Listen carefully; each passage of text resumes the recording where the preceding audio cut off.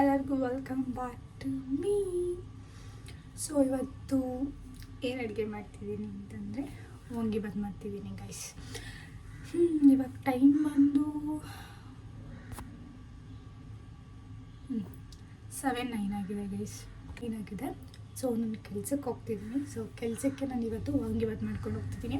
So ನಿಮ್ಮೆಲ್ಲರಿಗೂ bachelor vangibath ಹೇಗೆ ಮಾಡೋದಂತ ನಾನು ತಿಳಿಸ್ಕೊಡ್ತೀನಿ. ಹೀಗೆ ಹೆಚ್ಚು ವೀಡಿಯೋಗಳಿಗೆ ನಿಮ್ಗೆ ಯಾವ್ಯಾವ ಥರ ಅಡುಗೆ ಬೇಕು ಅದನ್ನು ಕಮೆಂಟ್ ಮಾಡಿ, ನಾನು ಅದನ್ನು ಮಾಡೋಕ್ಕೆ ಟ್ರೈ ಮಾಡ್ತೀನಿ. ಓಕೆ, ಇನ್ನು ಯಾರ್ಯಾರೆಲ್ಲ ನನ್ನ ವೀಡಿಯೋಗೆ ಸಬ್ಸ್ಕ್ರೈಬ್ ಮಾಡಿಲ್ಲ, ವೀಡಿಯೋನ ಸಬ್ಸ್ಕ್ರೈಬ್ ಮಾಡಿ. ಅಲ್ಲಿ ತನಕ ನಾನು ಹಾಲು ಮಾಡ್ಕೊಂಡು ಗೈಸ್, ಬೂಸ್ಟ್ ಮಾಡ್ಕೊಂಡು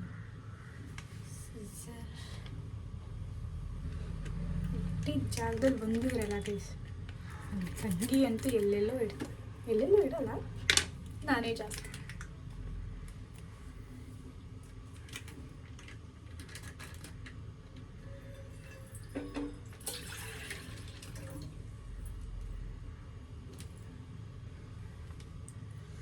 next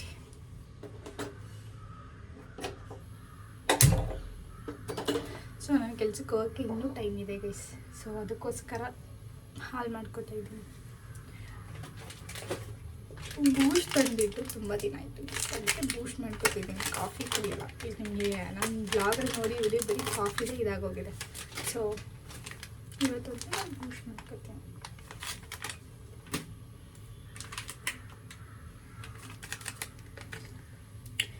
Boost is the secret of my energy. ಜಾಸ್ತಿ ಏನು ಬೂಸ್ಟ್ ಕುಡಿಯೋಲ್ಲ ಗೈಸ್, ಬೂಸ್ಟ್ ಅಷ್ಟೇ ಕುಡಿತಾ ಇರೋದು. ತುಂಬ ವರ್ಷಗಳೇ ಆಗೋಗಿದೆ ನಾನು ಬೂಸ್ಟ್ ಕುಡ್ತೀನಿ. ಹೇಗೆ ತನಕ ಬೂಸ್ಟ್ ಹಾಕ್ಕೊಳ್ಳೋಣ.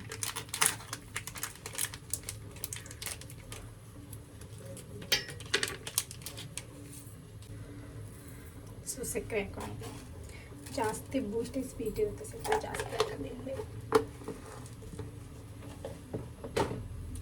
ಸೊ ವಾಂಗಿಬಾತ್ಗೆ ಇದೇನು ಬೇಕಾಗುತ್ತೆ ಅಂತಂದರೆ ನಾನು ತೋರಿಸ್ಬಿಡ್ತೀನಿ ಗೈಸ್. ಹಂಗೆ ಹುಳಿ ಬೇಕಾಗುತ್ತೆ, ಹಸಿ.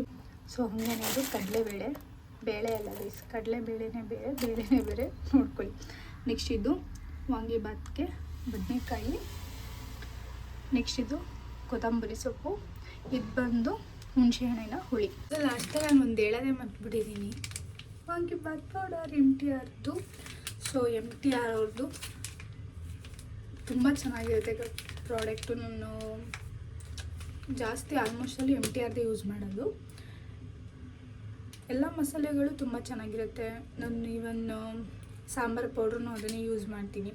ಸೊ ನೀವೇ ನೋಡ್ಬೋದು, ನಾನು ಆಲ್ಮೋಸ್ಟಲ್ಲಿ MTR ಅವ್ರದ್ದೇ ತೊಗೊಳ್ಳೋದು. ಆಲ್ಮೋಸ್ಟಲ್ಲಿ ತೊಗೊಳ್ಳಿ MTRದು. ನಾನು ಗರಂ ಮಸಾಲ ಆಗಿರ್ಬೋದು, ಚಿಲ್ಲಿ ಪೌಡರ್ ಆಗಿರ್ಬೋದು, ಎಲ್ಲನೂ MTRದೇ ಯೂಸ್ ಮಾಡೋದು. ಸೊ MTR ತುಂಬ ಚೆನ್ನಾಗಿರುತ್ತೆ. ಆದರೆ ಪುಳಿಯೋಗರೆ ಒಂದು ಸ್ವಲ್ಪ ಚೆನ್ನಾಗಿರಲ್ಲ. ಪುಳಿಯೋಗರೆ ಯಾವಾಗಲೂ ನಾವು ಮಾಡ್ಕೊಳ್ಳೋ ಮನೇಲೇ ರೆಮಿಡಿ ಇದು. ಸೊ ತುಂಬ ಚೆನ್ನಾಗಿರುತ್ತೆ. ಬಟ್ ಇದಕ್ಕೆ ಇವಾಗ ಈ ಥರ ಎಲ್ಲ ನಾವು ಮನೇಲಿ ಮಾಡ್ಕೊಳಕ್ಕಾಗಲ್ಲ. ನಾನು ನನ್ನ ತಂಗಿ ಸೊ ಈ ಥರ ತೊಗೊಬಂದು ಇಟ್ಕೊಬಿಡ್ತೀವಿ. ಆಲ್ಮೋಸ್ಟ್ ನಮ್ಗೆ ಯಾವಾಗ ಬೇಕು ಅನಿಸ್ತೋ ಆವಾಗ ಮಾಡ್ಕೊತೀವಿ ಅಷ್ಟೇ. ಸೊ ಹಾಲು ಬಿಸಿ ಆಯಿತು, ಬೂಸ್ಟ್ ಮಾಡ್ಕೊಳ್ಳೋಣ. ಬೂಸ್ಟ್ಗೆ ಹಾಲು ಹಾಕೋತಾ ಇದ್ದೀನಿ.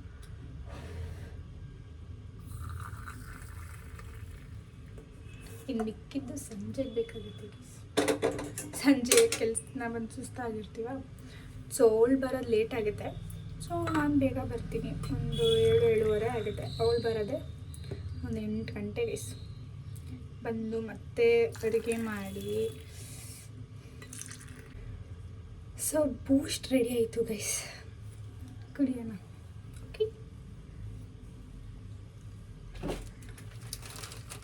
ಸೊ ನಾನು ಏನಾದ್ರು ಕಾಫಿ ಟೀ ಅಂತೂ ಜಾಸ್ತಿ ಕುಡಿಯೋಕ್ಕೂ ಹೋಗಲ್ಲ. ಕಾಫಿ ಮೈ ಫೇವ್ರೆಟ್ ಅಂದರೆ ಕಾಫಿ. ಯಾವಾಗಲೂ ಕಾಫಿ ಅದೇ ಜಾಸ್ತಿ ಕುಡಿಯೋದು. ಅದು ಬಿಟ್ಟರೆ ಇವಾಗ ಬೂಸ್ಟ್ ಮಾಡ್ಕೊಂಡಿದ್ದೀನಿ. ಹಾಗೆ ಬಿಸ್ಕೆಟು, ಕಾಫಿ ಬೋರಿಂಗ್ ಅನಿಸುತ್ತೆ, ಬಟ್ ಆದರೂ ಏನೂ ಮಾಡೋಕ್ಕಾಗಲ್ಲ ಗೈಸ್. ಇನ್ನೊಂದು ಗೈಸ್, ಪ್ಲೀಸ್ ಯಾರ ಮೇಲೂ ಡಿಪೆಂಡ್ ಆಗಬೇಡಿ ದಯವಿಟ್ಟು. ಇದೊಂದು ಹೇಳಬಲ್ಲೆ ನಾನು, ಯಾರ ಮೇಲೂ ಡಿಪೆಂಡ್ ಆಗಬೇಡಿ ಪ್ಲೀಸ್. ಫ್ಯಾಮಿಲಿಯವ್ರ ಮೇಲಂತೂ ಇನ್ನೂ ಡಿಪೆಂಡ್ ಆಗೋಕ್ಕೆ ಹೋಗಬೇಡಿ. ಸೊ ಅವ್ರಿಗೂ ಭಾರ ಅನ್ನಿಸ್ಬೇಡಿ. ಯಾಕಂದರೆ ಪಾಪ ನಿಮಗೂ ಕಷ್ಟಪಟ್ಟು ನಿಮ್ಮನ್ನೂ ಸಾಕ್ತಾ ಇರ್ತಾರೆ ಪಾಪ. ನಿಮ್ಮ ಖರ್ಚಿಗಾಗಲಿ ನಿಮಗಾಗಲಿ ಏನೇ ಆದ್ರೂ ಪ್ರತಿ ಸಲಿನೂ ಪಾಪ ಮಾಡ್ತಾರೆ, ಇಲ್ಲ ಅಂತಲ್ಲ. ಬಟ್ ಪ್ಲೀಸ್ ಆಲ್ಮೋಸ್ಟ್ ಆಲ್ ನೀವೇ ದುಡ್ದು ನಿಮ್ಮ ಖರ್ಚನ್ನ ನೀವೇ ನೋಡ್ಕೊಳ್ಳಿ. ಸೊ ನಮ್ಮ ಮನೆಯಲ್ಲೂ ಅಷ್ಟೇ, ನಾನು ನನ್ನ ತಂಗಿ, ಸೊ ನಾವು 3 ಜನ ಇರೋದು. ಸೊ ನಾವು 3 ಜನದಲ್ಲಿ ನನ್ನ ಲಾಸ್ಟ್ನೇ ತಂಗಿ ಲಾ ಮಾಡ್ತಿದ್ದಾಳೆ. ಸೊ ನಂದು ಡಿಗ್ರಿ ಕಂಪ್ಲೀಟ್ ಆಗಿದೆ, ನಾನು ಕೆಲ್ಸಕ್ಕೆ ಹೋಗ್ತಿದ್ದೀನಿ. ನನ್ನ ತಂಗಿನೂ ಅಷ್ಟೇ ಪ್ಯಾರಾಮೆಡಿಕಲ್ ಮುಗಿಸಿದ್ದಾಳೆ. ಸೊ ಇವಾಗ ಅವಳು ಕೆಲ್ಸಕ್ಕೆ ಹೋಗ್ತಿದ್ದಾಳೆ. ಸೊ ಪ್ಲೀಸ್ ಯಾರ ಮೇಲೂ ಡಿಪೆಂಡ್ ಆಗಬೇಡಿ, ನಿಮಗೆ ನೀವೇ ಎಲ್ಲ. ಲಾಸ್ಟಲ್ಲಿ ಯೂಟ್ಯೂಬ್ ಚಾನಲ್ ಓಪನ್ ಮಾಡಿ 1 ವರ್ಷ ಆಗಿತ್ತು, ಬಟ್ ಅದು ಇನ್ನೂ ವೀಡಿಯೋಸ್ ಎಲ್ಲ ಅಪ್ಲೋಡ್ ಮಾಡಿರಲಿಲ್ಲ. ಸೊ ಇವಾಗ ವೀಡಿಯೋ ಅಪ್ಲೋಡ್ ಮಾಡ್ತಿದ್ದೀನಿ. ಇವಾಗ ಒಂದು 23 ವೀಡಿಯೋಸ್ ಆಗಿದೆ. ಪ್ಲೀಸ್ ಎಲ್ಲರೂ ಸಪೋರ್ಟ್ ಮಾಡಿ ಗೈಸ್, ನಿಮ್ಮ ಸಪೋರ್ಟು ನನಗೆ ಬೇಕು. ಸೊ ಆಲ್ಮೋಸ್ಟ್ ಆಲು ಬ್ಯಾಚುಲರ್ಸ್ಗೆ ಹೇಗಿರ್ತಾರೆ, ಹೇಗೆ ಅಡುಗೆ ಮಾಡ್ಕೋತಾರೆ ಅನ್ನೋದನ್ನೆಲ್ಲ ನಾನು ತಿಳಿಸ್ಕೊಡ್ತೀನಿ. ಆವಾಗವಾಗ ಫನ್ಲಿ ವೀಡಿಯೋಸು ಮಾಡ್ತೀನಿ ನನ್ನ ತಂಗಿರ ಜೊತೆಗೆ. ನನ್ನ ತಂಗಿರು ವೀಡಿಯೋಸಿಗೆ ಬರಲ್ಲ ಜಾಸ್ತಿ ಅವರು, ಸೊ ಫೈನ್.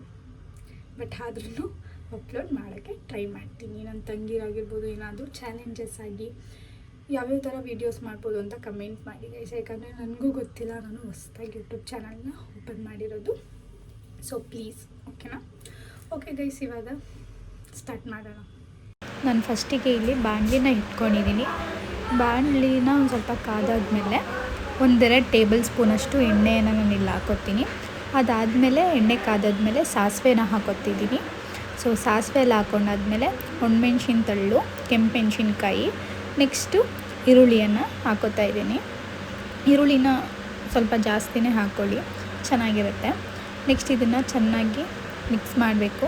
ಇದಕ್ಕೆ ನಾನು ಕಡಲೆಬೇಳೆ ಮತ್ತು ಕಡಲೆ ಬೀಜನ ಹಾಕ್ತಿದ್ದೀನಿ, ಹಸಿ ಕಡಲೆ ಬೀಜನ. ನೆಕ್ಸ್ಟ್ ಇದನ್ನು ಸ್ವಲ್ಪ ಮಿಕ್ಸ್ ಮಾಡ್ಕೋಬೇಕು. ಮಿಕ್ಸ್ ಮಾಡಿಕೊಂಡು ಚೆನ್ನಾಗಿ ಮಿಕ್ಸ್ ಮಾಡ್ಕೊಂಡಾದ್ಮೇಲೆ ಸೊ ನಾನು ಇದನ್ನು ಫ್ರೈ ಮಾಡೋಕ್ಕೆ ಬಿಟ್ಟು ಇವಾಗ ಬದನೆಕಾಯಿನ ಹಾಕ್ತಾಯಿದ್ದೀನಿ. ಸೊ ಗ್ರೀನ್ ಬದನೆಕಾಯಿನ ಹಾಕಬೇಕು. ಸೊ ನಾನಿಲ್ಲಿ ಇವಾಗ ಇದನ್ನು ಹೇಗೆ ಕಟ್ ಮಾಡ್ಕೊಂಡಿದ್ದೀನಿ ಅಂದರೆ, ಒಳಗಡೆ ಇರುವಂತಹ ಬೀಜಗಳನ್ನ ತೆಗ್ದುಬಿಟ್ಟು ನಾವು ಹಿಂಗೆ ಹಾಕ್ಕೊಳ್ಳೋದು. ಸೊ ನಿಮಗೆ ಬೇಕು ಅಂದರೆ ಹಾಗೆ ಹಾಕ್ಕೊಬೋದು. ಸೊ ನೆಕ್ಸ್ಟ್ ಇದನ್ನು ಚೆನ್ನಾಗಿ ಮಿಕ್ಸ್ ಮಾಡ್ಕೋಬೇಕು. ಇದಾದಮೇಲೆ ಇದಕ್ಕೆ ಬೇಯ್ಲಿ, ಅದೊಂದು ಸ್ವಲ್ಪ ಮೃದು ಆಗಲಿ ಅಂತ 1 ಟೇಬಲ್ ಸ್ಪೂನಷ್ಟು ಉಪ್ಪನ್ನು ಹಾಕ್ಕೊಂಡಿದ್ದೀನಿ. ನೆಕ್ಸ್ಟ್ ಇದಕ್ಕೆ ಹುಣಸೆ ಹುಳಿಯನ್ನು ಹಾಕ್ಕೊಳ್ತಾ ಇದ್ದೀನಿ. ಸೊ ಹುಣಸೆ ಹುಳಿನ ಸ್ವಲ್ಪ ಜಾಸ್ತಿ ಹಾಕ್ಕೋಬೇಡಿ, ಇಲ್ಲ ಅಂತಂದರೆ ಎಲ್ಲ ಹುಳಿ ಥರ ಬಂದುಬಿಡುತ್ತೆ. ನೆಕ್ಸ್ಟ್ ನಾನು ಮನೆಯಲ್ಲೇ ಮಾಡ್ಕೊಂಡಿರೋಂಥ ಈ ಥರ ರೆಮಿಡಿ ಮಾಡ್ಕೊಂಡಿದ್ದೀನಿ. ಸೊ ಎಲ್ಲ ಮಸಾಲೆಗಳನ್ನು ಚೆನ್ನಾಗಿ ಫ್ರೈ ಮಾಡಿಕೊಂಡು ರುಬ್ಬಿ ಇಟ್ಕೊಂಡಿದ್ದೀನಿ. ಆ ಮಸಾಲೆಗಳನ್ನ ನಿಮಗೇನಾದರೂ ಆ ರೆಸಿಪಿ ಬೇಕು ಅಂತಂದರೆ ನನಗೆ ಕಮೆಂಟ್ ಮಾಡಿ. ಇದನ್ನು 1-2 ಟೇಬಲ್ ಸ್ಪೂನ್ ಹಾಕೋತೀನಿ. ಅದಾದಮೇಲೆ ನಾನು MTR ಪೌಡರ್ ಕೂಡ ಆ್ಯಡ್ ಮಾಡಬೇಕು. ಸೊ ನಾನಿಲ್ಲಿ MTR ಪೌಡರ್ನ ನನಗೆ ಬೇಕಾದಷ್ಟು ಹಾಕೋತಾ ಇದ್ದೀನಿ. ಸೊ ನೀವು ಎಷ್ಟು ಬೇಕು ಅಷ್ಟು ಆ್ಯಡ್ ಮಾಡ್ಕೋಬೋದು. ನೆಕ್ಸ್ಟ್ ನಾನು ಇದನ್ನು ಚೆನ್ನಾಗಿ ಮಿಕ್ಸ್ ಮಾಡ್ತೀನಿ. ಚೆನ್ನಾಗಿ ಮಿಕ್ಸ್ ಮಾಡಿ ಇದನ್ನು ಫ್ರೈ ಮಾಡ್ತೀನಿ. ಸೊ ನೆಕ್ಸ್ಟು ಈ ಥರ ಗೊಜ್ಜು ಆದಮೇಲೆ ಸೊ ಇದಕ್ಕೆ ಮೊದಲೇ ಬೇಯಿಸಿಟ್ಕೊಂಡಿದ್ದೆ ಅನ್ನನ. ಸೊ ಅನ್ನನ ಮಿಶ್ರಣ ಮಾಡ್ತೀನಿ ನಾನು ಇದಕ್ಕೆ. ನೀವೇ ನೋಡ್ತಿರ್ಬೋದು ಎಷ್ಟು ಚೆನ್ನಾಗಿ ಬಂದಿದೆ ಅಂತ. ಸೊ ಟೇಸ್ಟ್ ಮಾಡಿ ಹೇಗಿದೆ ಅಂತ ಹೇಳ್ತೀನಿ. ಟೈಮ್ ಆಗಿಬಿಟ್ಟಿದೆ ನಾನು ಆಫೀಸ್ಗೆ. ಸೊ ರೆಡಿ ಆಗ್ಬಿಟ್ಟು ಬರ್ತೀನಿ ಗೈಸ್. ಸೊ ಗೈಸ್, ಇಲ್ಲಿಗೆ ನಾನು ವೀಡಿಯೋನ ಎಂಡ್ ಮಾಡ್ತಾಯಿದ್ದೀನಿ. ಸೊ ಯಾರಿಗೆಲ್ಲ ನನ್ನ ವೀಡಿಯೋ ಇಷ್ಟ ಆಗಿದೆ ಪ್ಲೀಸ್ ಲೈಕ್ ಮಾಡಿ, ಶೇರ್ ಮಾಡಿ, ಕಮೆಂಟ್ ಮಾಡಿ, ಹಾಗೆ ಸಬ್ಸ್ಕ್ರೈಬ್ ಮಾಡೋದು ಮಾತ್ರ ಮರಿಬೇಡಿ. ಸೊ ವೀಡಿಯೋ ಅಪ್ಲೋಡ್ ಮಾಡೋದು ಲೇಟ್ ಆಗುತ್ತೆ ಗೈಸ್, ವೀಡಿಯೋ ಎಡಿಟ್ ಮಾಡಿ ಅಪ್ಲೋಡ್ ಮಾಡೋ ತನಕ. So wait and watch. Bye bye.